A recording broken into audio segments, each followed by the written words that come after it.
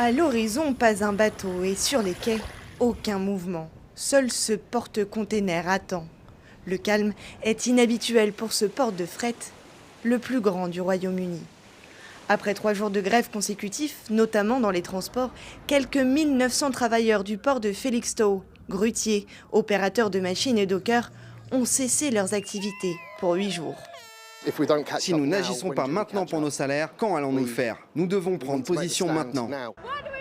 Comme les autres secteurs en grève, ils réclament une revalorisation de leur paie face à l'inflation record qui touche le pays.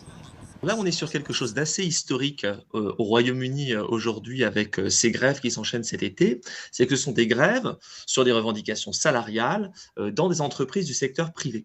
Des entreprises du secteur privé dans lesquelles, au cours des 10, 20, même 30 dernières années, il y a eu très peu de conflictualité sociale.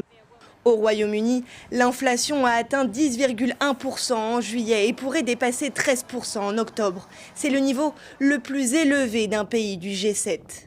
Là où l'érosion progressive des salaires, dans le public en particulier, mais aussi dans le privé, ne produisait pas, ne permettait pas aux organisations syndicales de déclencher des mouvements de grève pour obtenir des augmentations de salaire, eh bien, cette fois-ci, du fait de l'augmentation brutale de l'inflation, il y a eu un effet probablement de déclenchement.